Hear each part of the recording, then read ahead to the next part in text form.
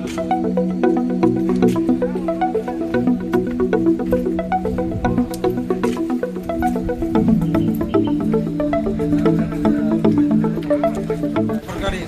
মাননীয় প্রধানমন্ত্রী জনাব তারেক রহমানের নির্বাচনী প্রতিশ্রুতি কী ছিল? কয়েকটা প্রতিশ্রুতি ছিল। একটা ছিল হচ্ছে আপনার বৃক্ষরোপণ কর্মসূচি, 25 কোটি বৃক্ষরোপণ, তাই না? গাছের চারা রোপণ। এরকম একটা ছিল হচ্ছে কৃষকদের হচ্ছে স্মার্ট কৃষি কার্ড বিতরণ, ঠিক আছে? এই স্মার্ট কৃষি কার্ড বিতরণের পাইলটিং যে এটা, সেটা হচ্ছে যে কিছুদিন আগে কিন্তু আমরা টাঙ্গাইলে হয়েছে, তারপর হচ্ছে আমাদের জামালপুর, ইসলামপুর, এরকম কয়েকটা জায়গায় শুরু হয়েছে আর কি। এবং এক ভূমিনি এবং হচ্ছে কিছু তাদের উপস্থিতি বাধ্যতামূলক, ঠিক আছে? এবং হচ্ছে যে আপনার এখানে কিন্তু হচ্ছে যে আরেকটা বিষয় যেটা বলতে চাচ্ছি, সেটা হলো যে আপনার প্যানিক হওয়ার দরকার নাই। যে আমাদের আরো অন্যান্য মাছ বিষয় আছে কি? তাহলে একটা কৃষি কাজ আর অন্য কোনো দায়িত্ব ছিল না, ব্যবসা রেখে ধান চাষ তাহলে শুরু করি।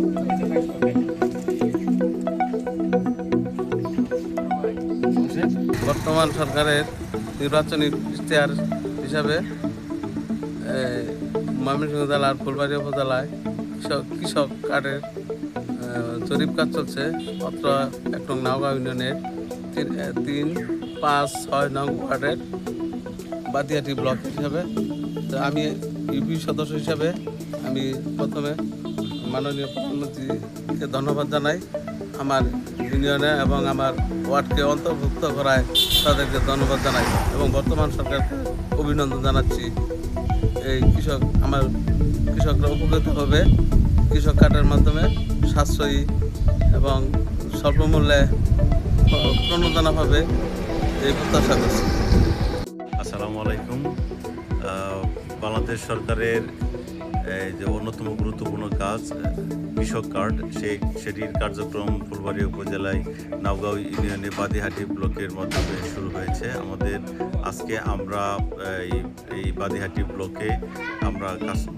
ব্লকের বাদিহাটি গ্রামে আমরা কাজ শুরু করেছি। এখানে এই অ্যাপসের মাধ্যমে সম্পূর্ণ তথ্য কালেক্ট করা হচ্ছে। এখানে একজন কৃষককে সশরীরে উপস্থিত, তার নিজ বাড়িতে উপস্থিত থেকে এবং নমিনি সহ উপস্থিত থেকে এই তথ্য দিয়ে আমাদেরকে সহযোগিতা করতে হবে। আমরা এই বাদিহাটি ব্লকের সকল কৃষক ভাইদেরকে অনুরোধ করব, আপনাদের কোনো তাড়াহুড়া করার দরকার নেই। আপনারা নিজ নিজ বাড়িতে থাকেন, আমাদের উপসহকারী কৃষি অফিসার আপনার বাড়িতে গিয়েই সকল তথ্য কালেক্ট করবে এবং আপনারা আমাদের উপসহকারী কৃষি অফিসারদেরকে সহযোগিতা করে আমাদের এই সরকারের কাজটাকে আরও সহজ করার সুযোগ করে দিন।